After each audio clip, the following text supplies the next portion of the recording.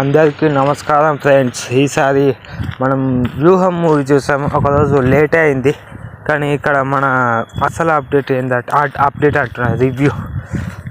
ఈ రివ్యూలో మనవాడ ఏమో చాలా కష్టపడాల్సి వస్తుంది. కానీ మీరు మాత్రం అస్సలు సబ్స్క్రైబ్ చేస్తలేదు. సబ్స్క్రైబ్ చేస్తే నోటిఫికేషన్ ఆన్లో పెట్టుకుంటే నేను పెట్టే వీడియోలు మీకు నోటిఫికేషన్ ద్వారా వస్తుంది.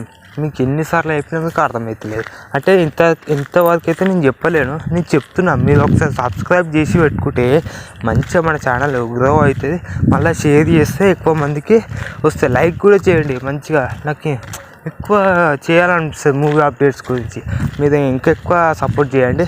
ఇక మన వీడియోలోకి వెళ్తే వ్యూహం మూవీ నాకు ఏమనిపిస్తుంది అంటే, మన జగన్మోహన్ రెడ్డి గారు ఏకంగా మన ఆర్జీవి గారిని అంటే రామ్ గోపాల్ వర్మ గారిని అయితే పిలిపించి మరి కొన్ని డబ్బులు ఇచ్చి మరి సినిమా తీపిచ్చాడేమో అని అనిపిస్తుంది. ఎందుకు అలా అంటున్నానంటే, ఆ సినిమా మొత్తం పాజిటివ్. అది జగన్ గారికి మొత్తం పాజిటివే. ఒక్క నెగిటివ్ కూడా తీయకుండా మొత్తం పాజిటివ్ తీసి పాడేసాడు. మిగతా వాళ్ళందరికీ నెగిటివ్ అంటే మొత్తం వాళ్ళందరూ విలన్స్ అన్నట్టుగానే తీసేసిండు సినిమా మొత్తం. అమ్మా ఏందో అంటే కొన్ని ఎలా అంటుందంటే, ఇప్పుడు కొన్ని పాజిటివ్ ఉండాలి, కొన్ని నెగిటివ్ ఉండాలి. మొత్తం పాజిటివే చేసి పడేసినట్టే మీరు అర్థం చేసుకోండి. ఇది డబ్బులు ఇచ్చి సినిమా తీపించినట్టు, కానీ డబ్బులు ఇచ్చి సినిమా తీపించాలని అనుకోవాలి, కానీ ఆయన సొంతంగా అయితే సినిమా తీసినట్టయితే కాదు.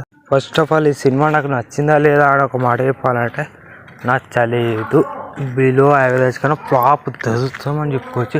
ఈ సినిమాకి పోయి కూడా మన టైం వేస్ట్ చేసుకునే వాళ్ళు మంచిగా మన ఓటీటీలో స్ట్రీమింగ్ అవుతున్న మూవీస్ని మంచిగా చూసుకొని ఎంజాయ్ చేయొచ్చు. మంచిగా అవన్నీ బాగుంటాయి.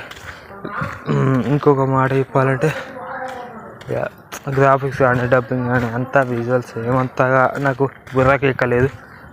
స్టోరీ లైన్ అయితే ఏదో అట్లా ఉంది.